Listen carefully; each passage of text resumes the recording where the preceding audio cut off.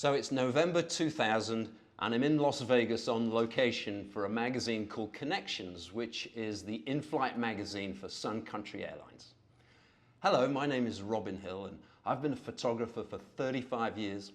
And during that time, I've had some really rather weird synchronicities occur during my photography days. And I just want to relate one of those stories to you right now. So like I said, I'm on location for Sun Country Airlines and I have to shoot all these different things about Las Vegas. And I have a lunchtime appointment with the writer of the article. Her name is Hillary Green. And so I arrive at the restaurant, which is 3 miles north of the Strip, and it's called GB's. And GB's is a diner with an aviation theme to it. And I've arrived a little earlier than Hillary and I'm looking through the menu.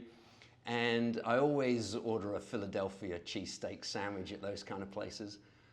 But I noticed something under the Philadelphia cheesesteak sandwich menu, and it says Roscoe Turner. That's the name of the sandwich.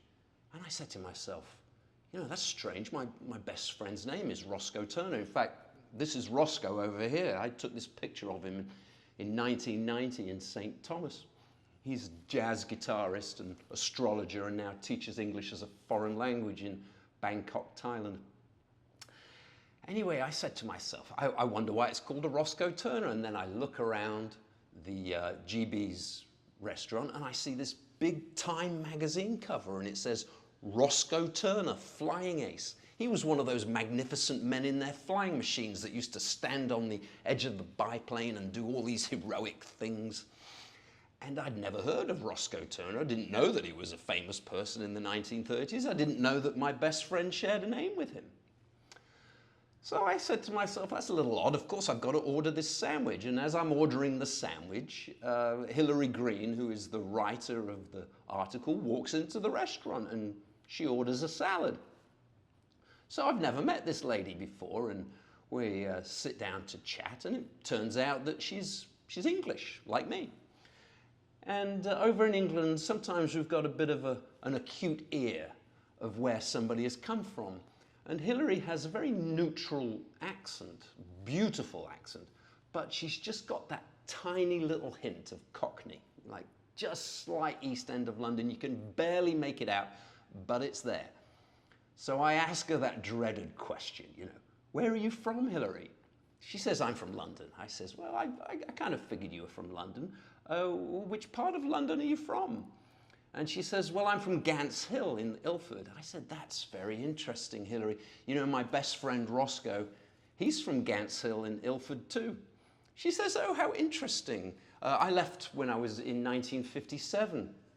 I said, oh, you know what? I've got my address book here in my camera bag. Let me find out what his address was. So I go into my camera bag, pull out my address book, and there it says, Roscoe Turner, 14 Castleview Gardens, Gants Hill, London. And Hillary looks at me and says, I was born in that house. And my family sold it to the Turner family. As you can imagine, this was a bit of a surprise, a bit of a synchronicity in action, if you will. And the conversation then flows.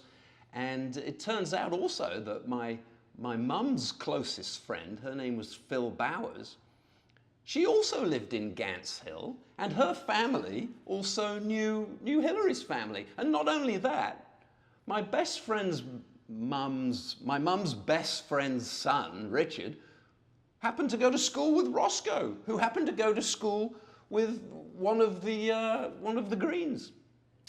It was all just a little too much. Now, just to go backwards a little bit in this story, because you know, you can do that, right? When I first got to the restaurant, there was this punter was putting quarters into those slide shot machines. What are they called? You know, slot machines, not stock machines, slot machines. And he put on Viva Las Vegas, that famous Elvis Presley song.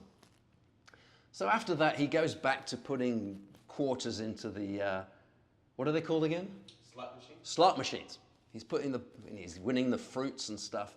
And after my conversation with Hillary, we have a nice cup of coffee, and right at the end of it, we say, hey, it's really nice to meet you, Hillary, and I'll be in touch with you about the photos. And she says to me, I'll be in touch with you about the writing. And I'm just about to leave, and that same punter goes over to the jukebox, but he doesn't put Elvis Presley on this time. He puts on, yeah, oh, yeah, oh, doo-doo-doo-doo. Of course, that's Synchronicity 1 by the Police. You know, you can't make this crap up. It just happens along the way. So what is the moral to this story? I guess it's something like this, that if you're on the right track, the universe is going to talk to you in certain ways and you got to listen. So my friends, safe journey out there. Sometimes you just got to let the path come to you instead of you looking for the path so hard.